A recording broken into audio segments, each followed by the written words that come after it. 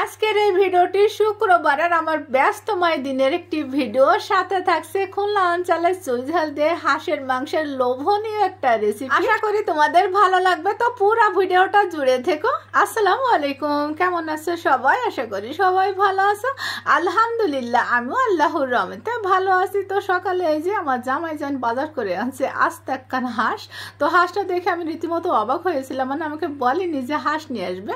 তো যাই হোক, হাঁসের মাংস আমার অনেক বেশি পছন্দ। তো ভাবছিলাম যে আজকে খালা আসবে, খালাকে দিয়ে কাটিয়ে নিব। তো খালা আসে নাই, আমি না বিপদে পড়ে গিয়েছিলাম।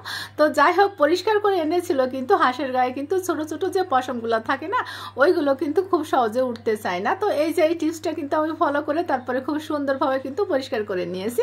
আর এটা আমি একটা রিলস ভিডিওতে দিয়েছিলাম, যারা দেখেছো তারা কিন্তু ঠিকই শিখে নিয়েছো।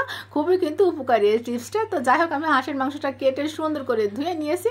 আর আজকে আমি অর্ধেকটা রান্না করবো, আর বাকি অর্ধেকটা অন্য একদিন রান্না করবো। তো যাই হোক, মাংসের যত মশলা দিয়ে আমি সুন্দর করে কিন্তু মশলাটা কষিয়ে নিয়েছি। তারপর হাঁসের মাংসটা কিন্তু আমি ভালো করে কেটে ধুয়ে পানি ঝরিয়ে নিয়েছি। তারপরে মশলার সাথে খুব ভালো করে সময় নিয়ে হাঁসের মাংসটা কষিয়ে নিব। আর অর্ধেকটা আমি এই যে একটা বক্সে পানি দিয়ে তারপরে এটা রেখে দিচ্ছি। হাঁসের মাংস তো এভাবে পানি দিয়ে রাখলে কিন্তু হাঁসের মাংসটা বেশ ভালো থাকে। আর পাঙ্গাস মাছটা আমি এভাবে বক্সে করে একটু লেবু সিলাইস দিয়ে রেখেছি। এভাবে রাখলে কিন্তু মাছটা আর গন্ধ করবে না, অনেকদিন ভালো থাকবে। আর ছোট মাছগুলো হচ্ছে কেটে আনি নাই, তো আমি কিছুটা এই যে চটচড়ি করেছি। খালা আসে নাই বললাম না, আজকে আমি কিন্তু অনেক বিপদে পড়ে গিয়েছিলাম। আর বাইরে না ঝুম বৃষ্টি হচ্ছে দেখে আমি অল্প করে যে খিচুড়ি বসিয়ে দিয়েছি।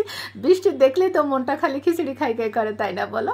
তো যাই হোক, অল্প করে এই যে রান্না করতেছি খিচুড়ি। আর এই বাদামগুলো না অনেকদিন এনেছি, তো ভাজা হচ্ছে না, নষ্ট হয়ে যাবে।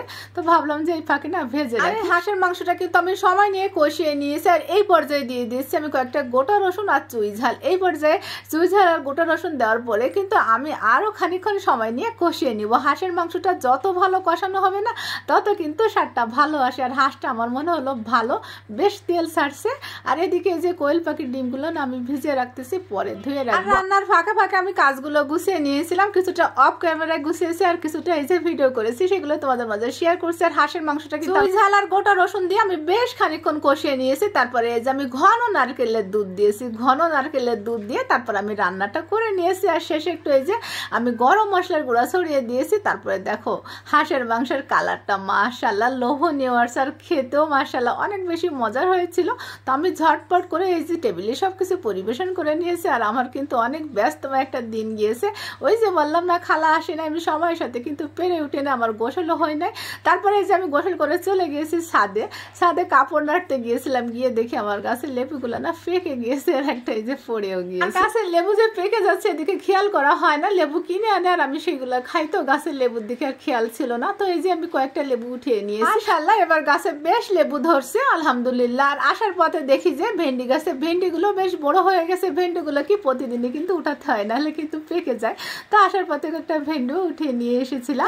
একটা ছাদ বাগান আমার কিন্তু আল্লাহর অশেষ নিয়ামতে ঘেরা, যেটা লাগায় মাশাআল্লাহ সেটা কিন্তু খুব ভালোভাবে ফলন দেয় আলহামদুলিল্লাহ। তো আজকের ভিডিওটা এই পর্যন্ত। সবাই ভালো থেকো, সকলের জন্য আমার দোয়া থাকবে। আমাকে একটু তোমাদের দোয়াতে রেখো। আসসালামু আলাইকুম।